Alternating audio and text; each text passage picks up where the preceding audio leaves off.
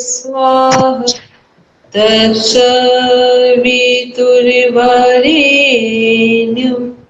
भर्गो देवस्य धीमहि धियो यो नः प्रचोदयात्।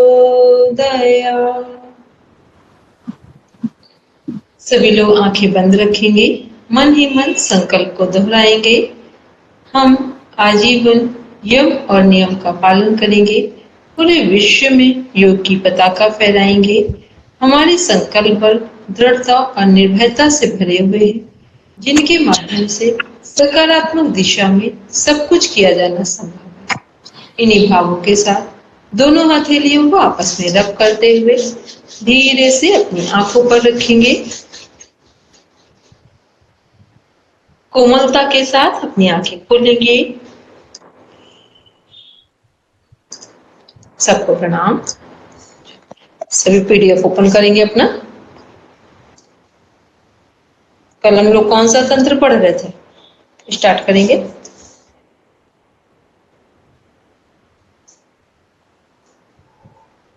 किसको किसको भी याद है बिना देखे कल क्या पढ़ रहे थे?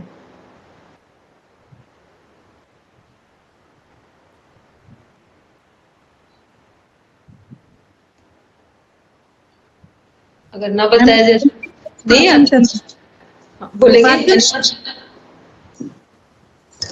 पाचन तंत्र पढ़ेंगे। पाचन तंत्र उससे पहले कल क्या पढ़ रहे थे? पोषक तत्व, हीमोग्लोबिन के बारे में, कंकाल तंत्र, मांसपेशी तंत्र, लसिका तंत्र पढ़ा था कल की नहीं पढ़ा था? इम्यून सिस्टम, हाँ इम्यून सिस्टम, WBC, प्लीहा, ये पढ़ रहे थे ना। देखो अभी हमारे पास कुछ भी नहीं है, आज हमने कोई पीडीएफ ओपन नहीं किया है, ठीक है। डेली हम पीडीएफ ओपन भी नहीं करते हैं। अभी तक हमने एक दिन में पीडीएफ ओपन नहीं किया, लेकिन आप जहां से पूछो हमको वहीं याद है, ठीक। ये इसलिए जब भी कुछ पढ़ते लिखते हैं ना तो इतनी अवेयरनेस के साथ पढ़ना चाहिए, हमने क्या पढ़ा है, क्या पढ़ने वाले हैं, ठीक। और जब आपकी 4 डेज हमने क्लास ली थी वो किस पर ली थी?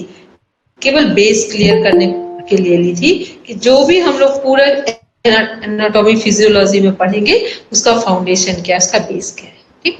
तो डेली जब भी आप ये क्लास लेते हैं उससे पहले जो 4 डेज की क्लास हुई थी वो वाले लेक्चर्स को जरूर सुन लिया कीजिए, या उसमें जो राइटिंग की थी, क्योंकि यदि वो पता होगा जो उन्होंने बेस पढ़ा था एनाटॉमी फिजियोलॉजी का, तो ही आपकी ये चीजें आपके काम की है।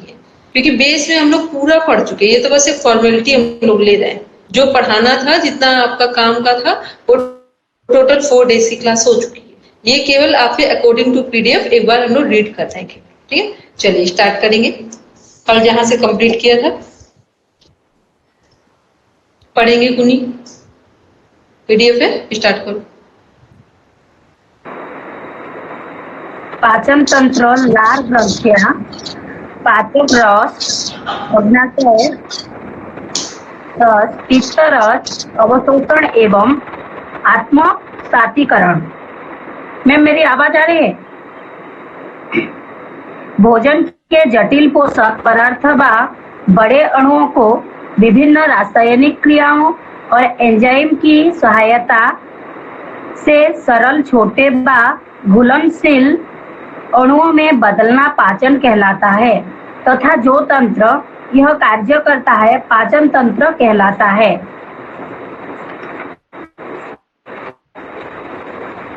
इसका निर्माण अग्नाशय ग्रंथि की कोशिकाओं द्वारा होता है और सारे अग्नाशय से एकत्र होकर यह रस एक वाहिनी द्वारा ग्रहणी में पहुंचता है। पित्ताशय से पित्त को लाने वाली वाहिनी इस अग्नाशय वाहिनी से मिलकर सामान्य पित्त वाहिनी बन जाती है। उसी के मुख द्वारा अग्नाशय और पित्त दोनों रस ग्रहणी में पहुंचते रहते हैं। मानव के पाचन तंत्र में एक आहार नाल और सहयोगी ग्रंथियां यकृत, अग्नाशय आदि। आहार नाल मुख, गुहा, ग्रसनी, ग्रसिका, आमाशय, छोटी आंत, बड़ी आंत, मलाशय और मलद्वार से बनी होती है। सहायक पाचन ग्रंथियों में लार ग्रंथि, यकृत, पित्ताशय और अग्नाशय है। पाचन संपादित करें। मुख्य लेख पाचन।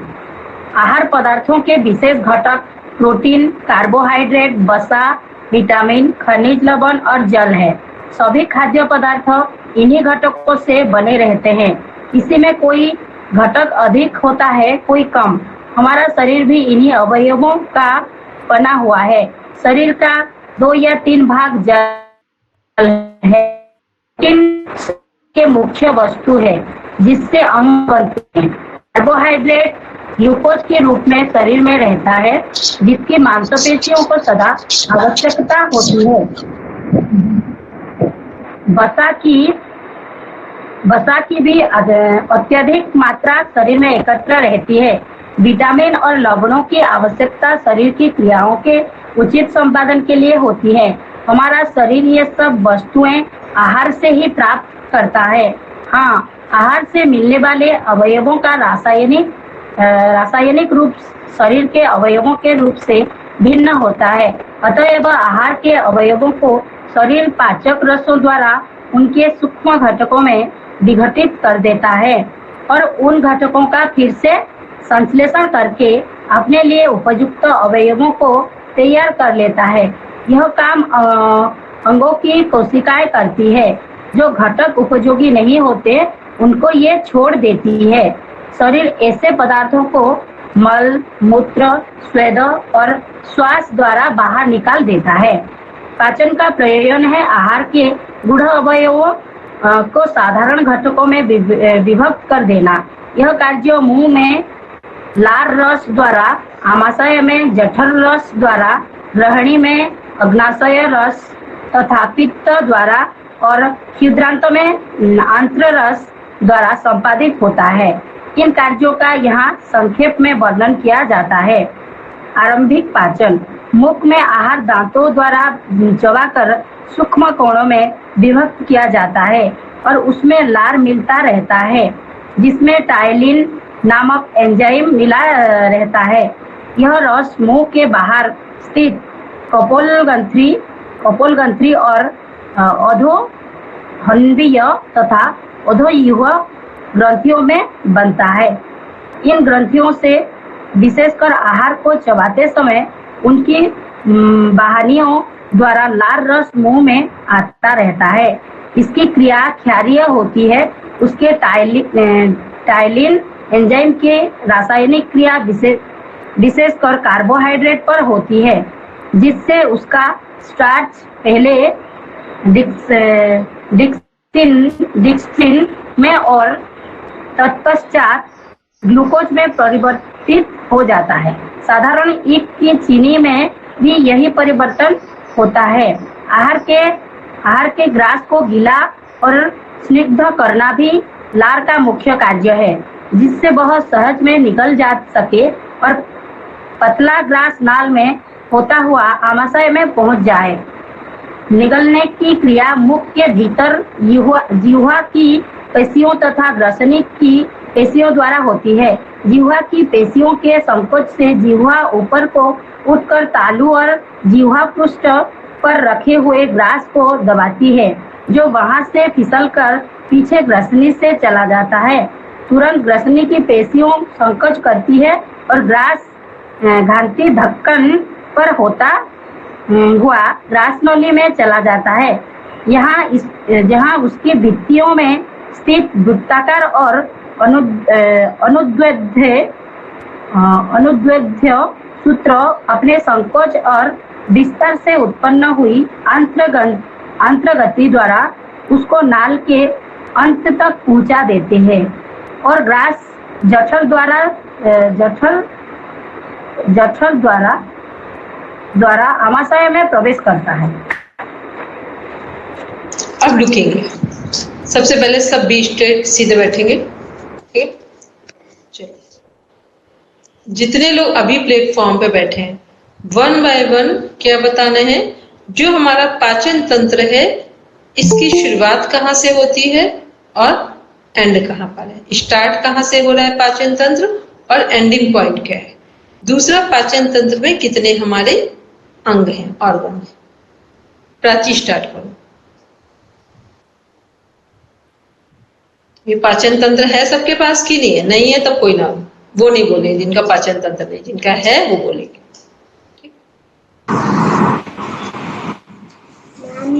मुझे ज्यादा पता तो नहीं है, बट इसमें ऐसे कुछ देख के नहीं बताना, सीधे बैठो, बिना देखे बताना तो जल्दी बता दोगे, ठीक है, और सही बताओगे। ठीक है, देख के बताने से क्या होता है ना, जो बुकिश नॉलेज होता है ये बहुत अच्छा है, पर कभी कुछ व्यक्त करना हो तो अनुभव काम आता है। आप कब कुछ कर पाते हैं, समझा पाते हैं, जब अनुभव होता है। तो ये हमारा अनुभव है, हम लोग डेली भोजन करते हैं, ठीक है, उसके आधार पे बताओ। फेस से जाता है, मुंह से जाता है खाना और डाइजेस्टिव सिस्टम में जाता है। उसके बाद जब फ्रेश होते हैं तो निकल जाता है बॉडी से। मुझे तो यही पता है, मुझे ज्यादा नहीं पता। चलो और बताएंगे, कुनी आप बोलो, विदाउट सीन, बिना देखे बोलो।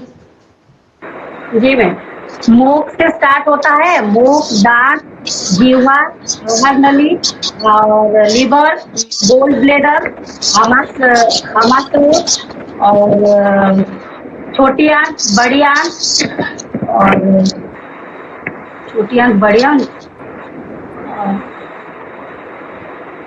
इतना ही याद है मैम। ठीक है, बोलेंगे परमेश जी। मुंह से स्टार्ट होता है मैडम। बोलते जाएंगे जो जो उसमें अंग शामिल हैं वो बोलते जाएंगे, कौन कौन से। मुख हो गया, फिर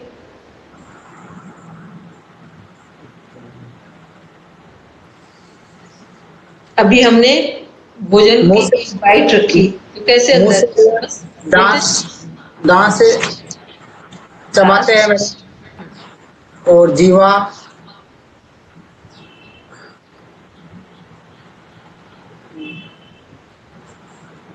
अग्नि,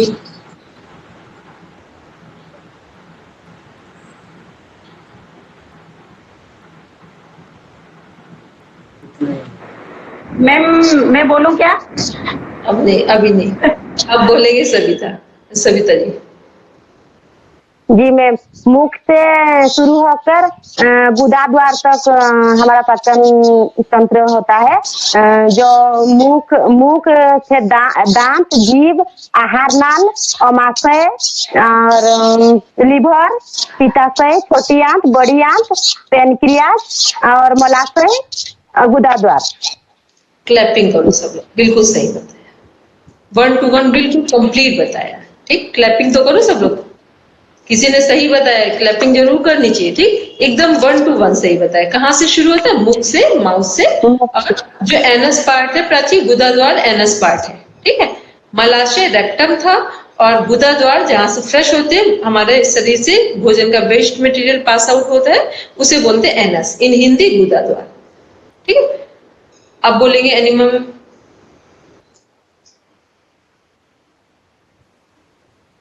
हमारे पहले पाचन तंत्र वो मुख से शुरू होता है। मुख, उसके बाद दांत, जीभ, आहार नल, आहार नल, बड़ी आंत, छोटी आंत, बड़ी आंत, आमाशय, liver, gall bladder, rectum, anus, pancreas, last में रेक्टम और एनस। पैनक्रियास लास्ट में, सबसे लास्ट में केवल एनस है, रेक्टम फिर लास्ट है। बोलेंगे सुमन जी।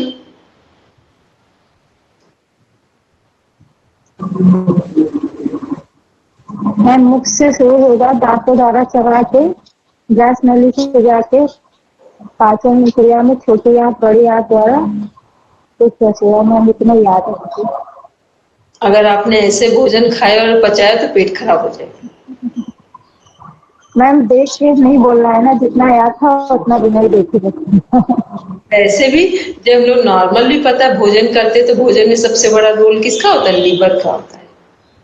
लीवर कहाँ से लीवर का, पेनक्रियास का, यहाँ से जूसेस सीक्रेट हो रहे होते हैं। ठीक है, तो इसलिए कम से कम कुछ चीजें ऐसी हैं, हम अभी हार्ट का पूछे तो हो सकता नहीं बता पाए कुछ लोग, लेकिन डाइजेस्टिव सिस्टम, पाचन तंत्र क्या है जिससे सभी लोग परिचित हैं। वो पढ़े लिखे हों, ना पढ़े लिखे, अनएजुकेटेड हो, सबको पता है कि पाचन तंत्र के अंग कौन कौन से हो सकते हैं। चलिए अब आते हैं नेक्स्ट, इसी में देखते हैं। तो ये हमारा क्या था, जो सविता जी मैम ने बोला था 1 to 1, वो बिल्कुल करेक्ट बोला था। इसके बाद इसमें देखते हैं कि जो हमारे 6 कंपोनेंट है डाइट के, ठीक है, डाइट के 6 कंपोनेंट है जो पाचन तंत्र में काम करते हैं, वो कौन कौन से हैं, किसको किसको पता है?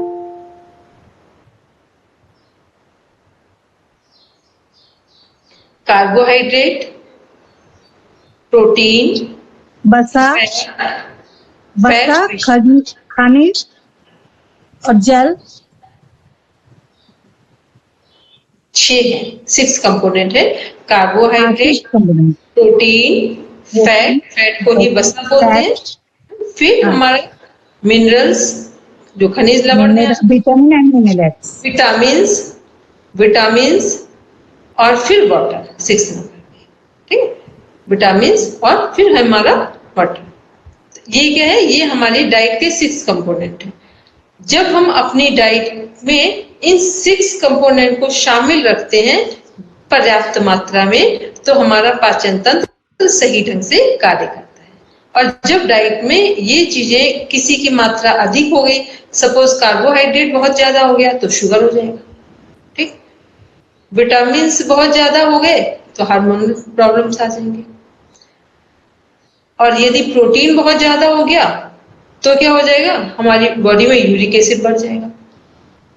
फैट बहुत ज्यादा हो गया तो हार्ट, फिर फैट जिसका बढ़ता है उसको तो गिफ्ट में प्रॉब्लम्स मिल जाएंगी, क्योंकि फैट बढ़ना हमारे शरीर के लिए, अगर हमारे हाइट से हमारी वेट, जो हाइट है और वेट है उसमें थोड़ा बहुत, मान लो कि हाइट हमारी 5 फीट है, वेट 50 केजी होना चाहिए, तो आप 50 से 55 केजी तक के वेट को तो मेंटेन कर सकते हैं। लेकिन इससे यदि एक्सेस होने लगा वेट तो क्या होगा? ये हार्मफुल है। फिर ये सीधा सीधा आपके हार्ट पर, लीवर पर, किडनी में, रिप्रोडक्टिव सिस्टम में, थायराइड ग्लैंड में, ये सभी जगह आपको प्रॉब्लम्स देना शुरू कर देता है, जिसके कारण a number of diseases can be developed, ठीक, जो कि ठीक नहीं है किसी के लिए। तो इन बातों का ध्यान रखना है कि हमारे पाचन तंत्र के मुख्य अंग कितने हैं, पाचन तंत्र कहाँ से शुरू हो रहा है, कहाँ द एंड हो रहा है, और पाचन तंत्र के में से संबंधित जो हमारे डाइट के 6 कंपोनेंट हैं उनके नाम। चलिए अब 1 बाय 1 पूछते हैं। बोलेंगे प्राची, स्टार्ट करो। 6 कंपोनेंट जो अभी हमने बोले वो कौन कौन से हैं? Ma'am, protein, carbohydrate, fat, mineral, water और विटामिन और सॉल्ट। हो गए। कुनी बोलेंगे सिस्टमेटिक। कार्बोहाइड्रेट, प्रोटीन, विटामिन, खनिज लवण, जल। ठीक है, परमेश जी बोलेंगे।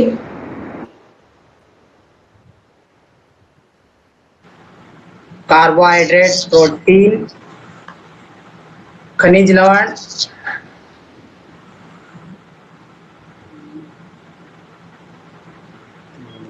चलिए अभी आप रुकेंगे, ध्यान से सुनेंगे, फिर अभी आंसर देंगे। ठीक, एक बार वापस। अभी एक बार आप अभी ध्यान से सुनेंगे सबका, फिर सही करेक्ट कर देंगे। ठीक है, चलिए सुमन जी बोलेंगे।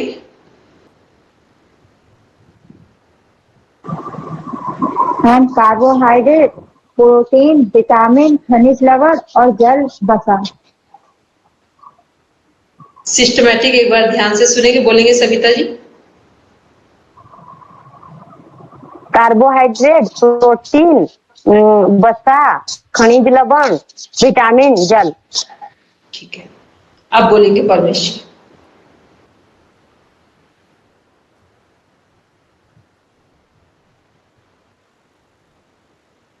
परमेश जी अब बोलेंगे।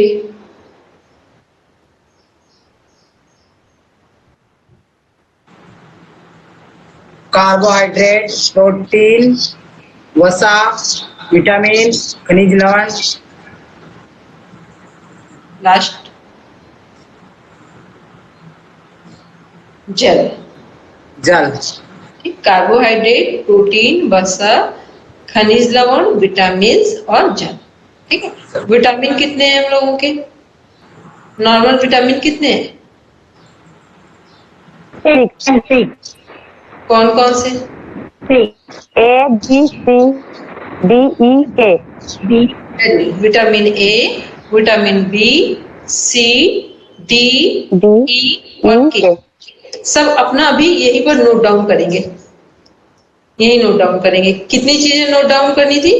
पाचन तंत्र के अंग, फिर डाइट के 6 कंपोनेंट, और अब विटामिन कितने हैं, types of vitamin. There are 6 types of vitamin. First A, vitamin A, B, C, D, E और के, 6 विटामिन है। विटामिन ए की कमी से कौन सा रोग होता है?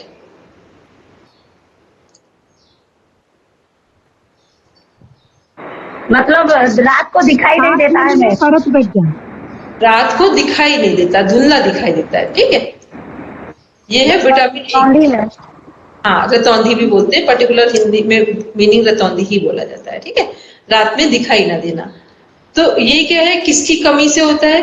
विटामिन ए की कमी से कौन सा रोग होगा? जब विटामिन ए बॉडी में पर्याप्त मात्रा में नहीं होगा तो ये रोग उत्पन्न होगा, रात में हमें प्रॉपर दिखाई नहीं देगा। अब विटामिन ए की पूर्ति किससे हो सकती है? तीनों चीजों को लिख लेंगे। विटामिन ए किसकी कमी से कौन सा रोग होगा, और इस किसकी कमी से विटामिन ए पूरा होता है? कौन सी चीजें यूज करेंगे खाने में?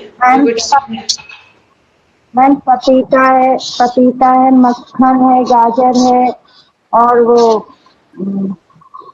क्या होता है,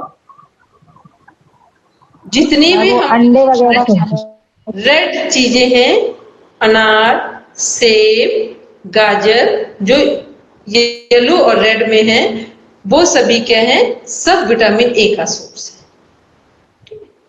सभी विटामिन ए का सोर्स है। और दूसरा, विटामिन ए क्या है? एंटीऑक्सीडेंट है। एंटीऑक्सीडेंट विटामिन ए को कहा जाता है। एंटीऑक्सीडेंट मीन्स होता है रोगों से लड़ने की क्षमता, विटामिन ए के अंदर है। ठीक, अब आते हैं विटामिन बी। बी से कौन सा रोग होता है हमारे शरीर में? गलगंड वाला। Beriberi ma'am, berry berry berry berry. ठीक है, कहाँ से संबंधित है ये रोग? जीभ से, जीभ से और मुंह से, छाले पड़ते हैं विटामिन। छाले पड़ते हैं। हाँ, क्या लेते हैं? B complex. B complex, vitamin B. वो कैप्सूल सुने होंगे ना, वो दिए जाते हैं जब विटामिन बी डिस्टर्ब होता है। तो उसमें विटामिन बी में बहुत सारे विटामिन बी में सोर्सेज है, लेकिन नॉर्मल अभी आप सब रखेंगे। तो विटामिन बी क्या है? जब हमारे जीभ में छाले पड़ जाते हैं तब विटामिन बी दिया जाता है। बेरी बेरी रोग है। खाने में क्या यूज करते हैं अगर विटामिन बी को ठीक रखना हो? विटामिन बी के क्या सोर्स? दाल और छिलके वाली दाल। ठीक, छिलके वाली दाल हो गई। और जो चावल होता है, साउथ वाले लोग शायद जानते भी होंगे, चावल को बॉयल करके जो उसका ऊपर का पानी निकलता है, ठीक है, वो विटामिन बी का बेस्ट सोर्स है। इसके बाद आते हैं विटामिन सी। विटामिन सी की कमी से कौन से रोग होंगे? स्कर्वी। ठीक है, ये स्कर्वी क्या है? विटामिन, जब सी कम होगा तो बाल झड़ना, जो मसूड़े हैं गम से खून आना, ठीक, शरीर में कमजोरी फील होना, ये सब विटामिन सी की कमी से रोग उत्पन्न हो रहे हैं। और जो ब्लड है वो भी हमारे शरीर में कम होना, ये सब विटामिन सी से कनेक्ट हो रहे हैं। तो विटामिन सी की पूर्ति किससे कर सकते हैं? आंवला। फर्स्ट आंवला है, पहला सबसे पहले आंवला, नींबू, संतरा, जो चीजें खट्टी हैं वो सब विटामिन सी का सोर्स है, ठीक है।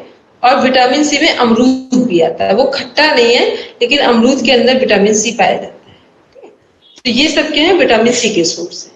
इसके बाद आते हैं विटामिन डी। विटामिन डी क्या है? डी की कमी से कौन सा रोग होगा शरीर में?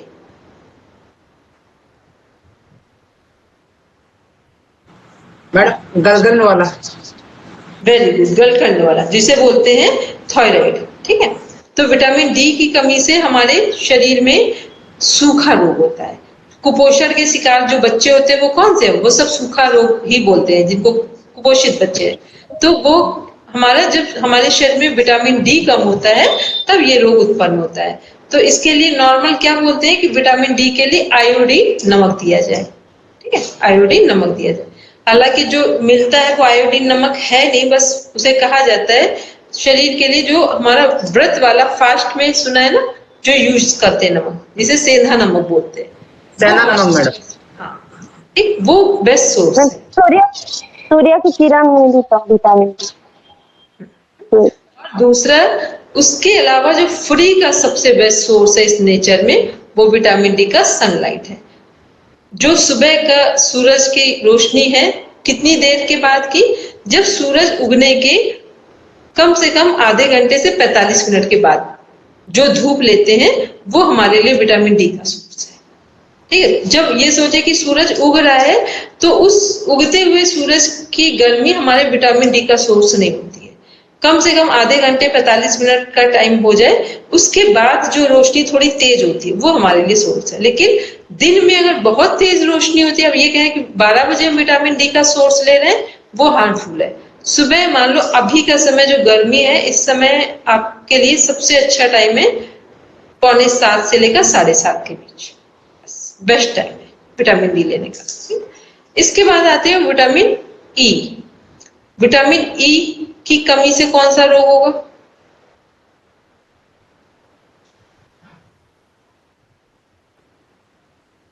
इनफर्टिलिटी, ये क्या है? नपुंसकता, बांझपन, ये सब क्या है? विटामिन ई की कमी से रोग उत्पन्न होते हैं।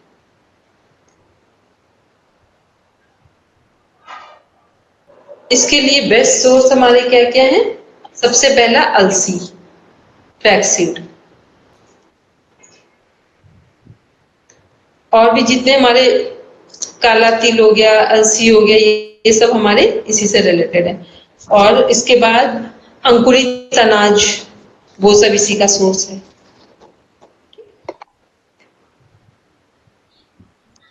वो सब इसी का सोर्स है। अब आते हैं नेक्स्ट, इसी में हम लोग विटामिन के। विटामिन के की कमी से कौन सा रोग होंगे?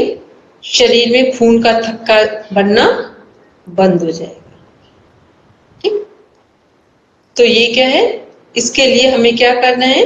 विटामिन के को ठीक रखना हो तो हरी सब्जियों का सही उपयोग करें। हरी सब्जियां हमारी, ग्रीन वेजिटेबल्स क्या है? विटामिन सी का बेस्ट सोर्स है हमारे। चलिए मैम, डिजीज थोड़ा सा बोल दे, सुनाएंगी।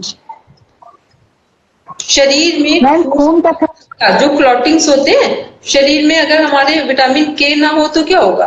कहीं कट लग जाएगा तो खून बनना, मतलब खून बंद नहीं होगा। और शरीर से अगर खून बंद ना हो तो क्या हो जाएगा? थोड़ी देर के बाद अगर पूरा खून बह जाए किसी का, तो व्यक्ति की डेथ हो जाएगी। तो विटामिन के क्या करता है?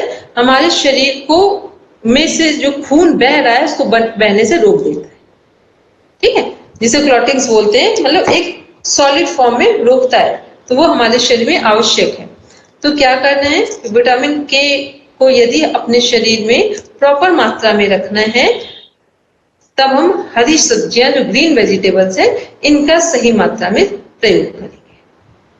चलिए, ये सारी चीजें भी आगे बढ़ेंगी, सब एक ही जगह पर कनेक्ट है, क्योंकि इसमें कुछ चीजें आगे पीछे कनेक्ट हो गए हैं, ठीक है। तो ये क्या है? हमने 3 चीजें अभी देखी। पहला देखा हमने डाइजेस्टिव सिस्टम की प्रॉपर ऑर्गन 1 to 1। सेकेंड देखा डाइट के 6 component related to digestive system. Third हमने देखा विटामिन कितने हैं, और विटामिन की कमी से होने वाले रोग और विटामिन की पूर्ति कैसे की जाए। ये सभी आपके प्रॉपर क्वेश्चन है पेपर के पॉइंट ऑफ व्यू से, और जो आपका असाइनमेंट आएगा उसमें भी ये क्वेश्चन आएंगे आपके। चलिए अब आगे कंटिन्यू करेंगे कुनी।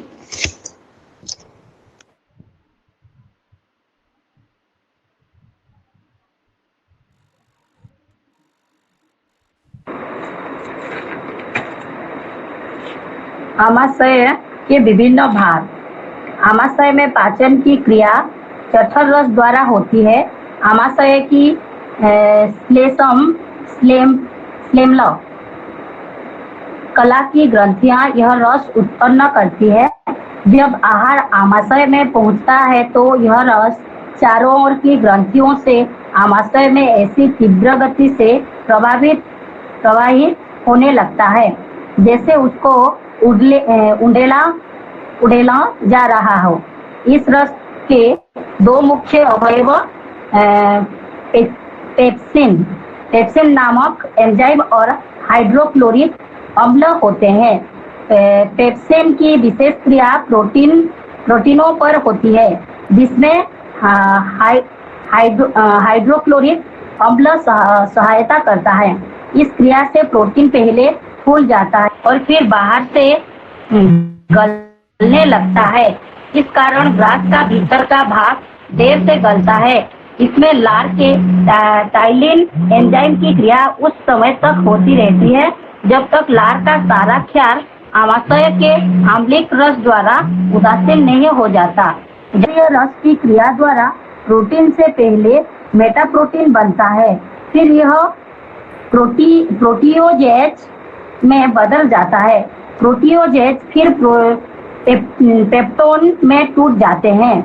इससे अधिक परिवर्तन नहीं होता। जठरीय रस में दो और एंजाइम भी होते हैं जिनको एमाइलेज और लाइपेज कहते हैं। इमाइलेज कार्बोहाइड्रेट को गलाता है और लाइपेज वसा को। इसमें दूध को फाड़ने वाला एक और एंजाइम रेनिन भी होता है। इसमें हल्की जीवाणुनाशक शक्ति भी होती है। जठरीय रस का स्राव मुख्य शरीर के बिच्छा। एक मिनट कुछ रुकेंगे, कब नेट का इशू आ रहा है, नहीं रुकेंगे कुनी, पढ़ेंगे सविता जी।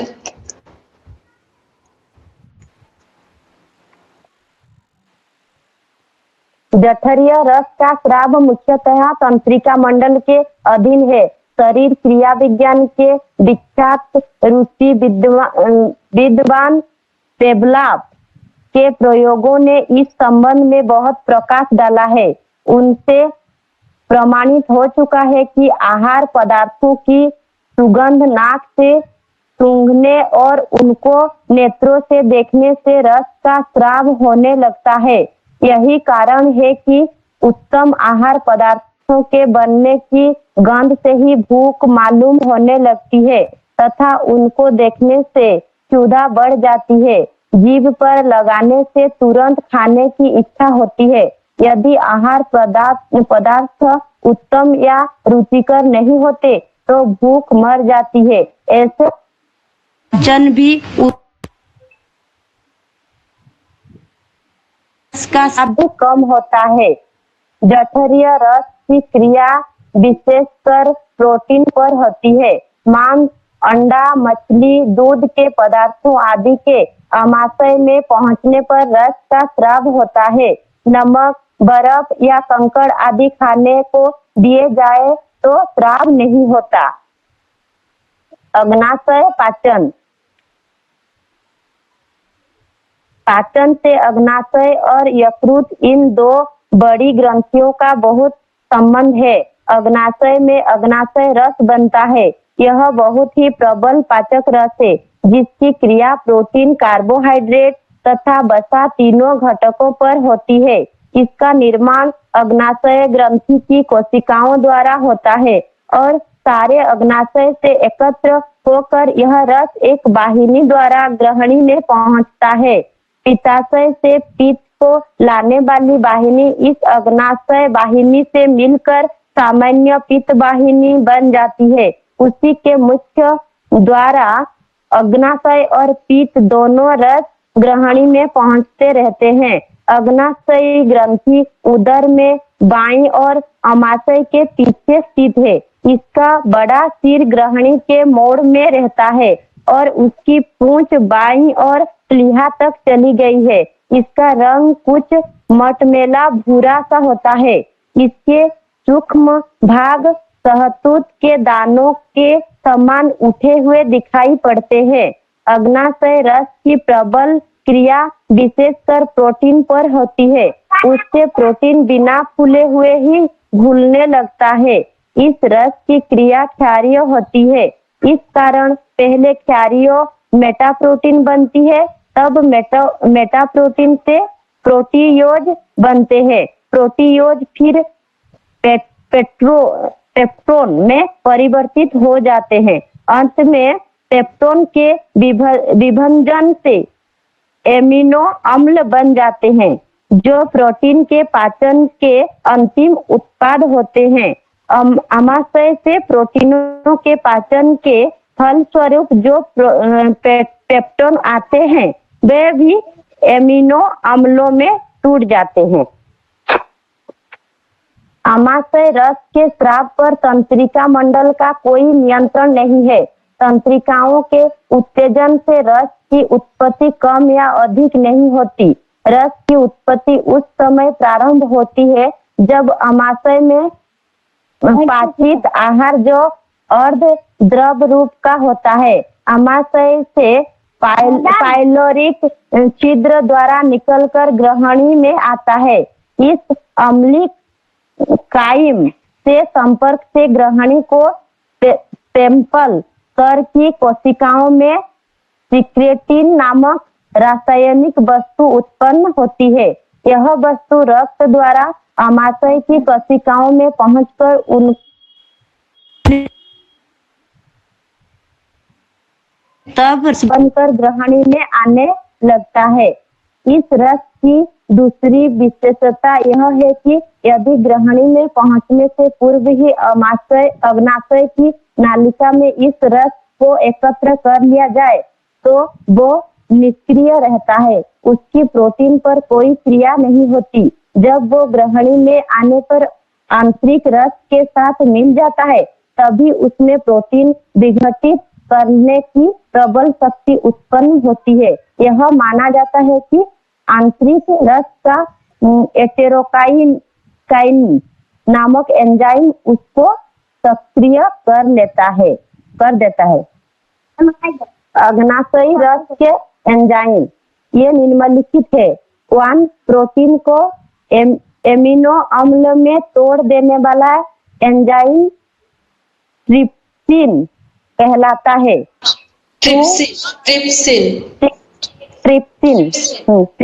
कहलाता है। 2 एमाइलेज की क्रिया कार्बोहाइड्रेट पर होती है। स्टार्च तथा गन्ने की शर्कराएं माल्टोज में बदल जाती है, जो आगे चलकर ग्लूकोज का रूप ले लेती है। लाइपेज 3 लाइपेज की क्रिया से वसाम्ल और ग्लिसरीन में विभंजित हो जाती है। और कुछ रेनिन भी होता है जो दूध को फाड़ता है। पित्त उदर के दाहिने भाग में ऊपर की ओर शरीर की यकृत नामक सबसे बड़ी ग्रंथि है, जो पित्त का निर्माण करती है। वहां से पित्त पित्ताशय में जाकर एकत्र हो जाता है। यकृत क्या है? लीवर है, ठीक है। यकृत लीवर है, लिख लेंगे जिनको ना समझ में आया। कंटिन्यू करेंगे सभी। पित्ताशय में जाकर एकत्र हो जाता है और पाचन के समय एक वाहिनी द्वारा ग्रहणी में पहुंचता रहता है। यकृत से सीधा ग्रहणी में भी पहुंच सकता है। यह हरे रंग का गाढ़ा तरल द्रव्य होता है। वसा के पाचन में इससे सहायता मिलती है। इससे अतिरिक्त पित्त क्षारीय होता है। क्षुधांत में पाचन ग्रहणी से आहार। सुधा जी रुकेंगे, उसको क्षुद्रांत वाला कल पढ़ेंगे। छोटी आंत को क्षुद्रांत है, छोटी आंत, स्मॉल इंटेस्टाइन। ठीक है, ये अभी हमने क्या देखा, जब हम भोजन ग्रहण करते हैं, भोजन लेते हैं, फर्स्ट बाइट हमने ली, तो सबसे पहले क्या किया हमने, हमारे दांत सपोर्ट करते हैं उसको चबाने में, च्यूइंग करने में। ठीक है, और दांतों के सपोर्ट के साथ ही जो हमारी टंग, जीभ है, इसमें क्या सिक्रेट होता है, सलाइवा। सलाइवा क्या है, एक तरह का स्टार्च है, कार्बोहाइड्रेट है, जो गीलापन लाता है, जिसके कारण भोजन को चबाने के बाद अंदर ले जाने में सलाइवा ही सहायता करता है।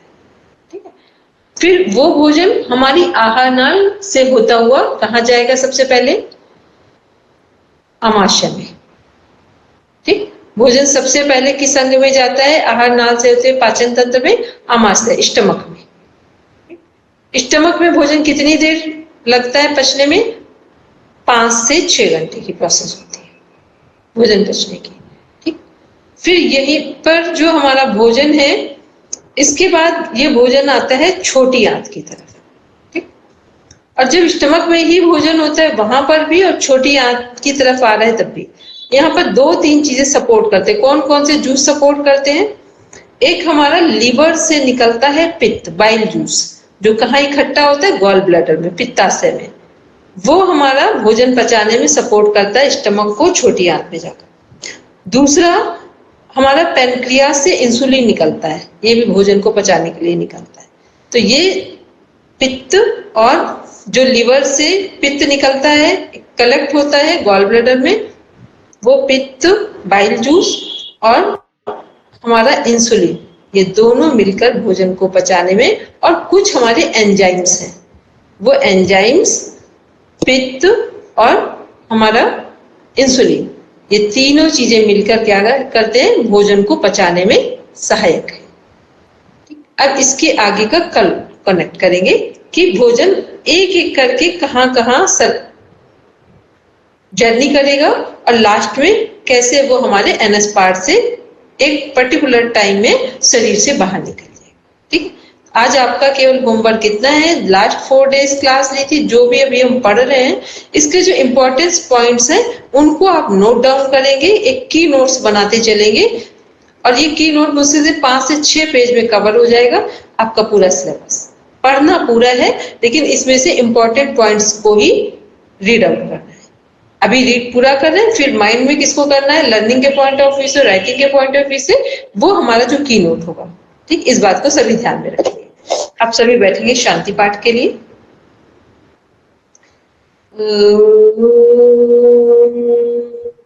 शांति शांति शांति, सर्वारिष्ठस्ु शान्तिर्भवतु। Now review palm. Close your eyes.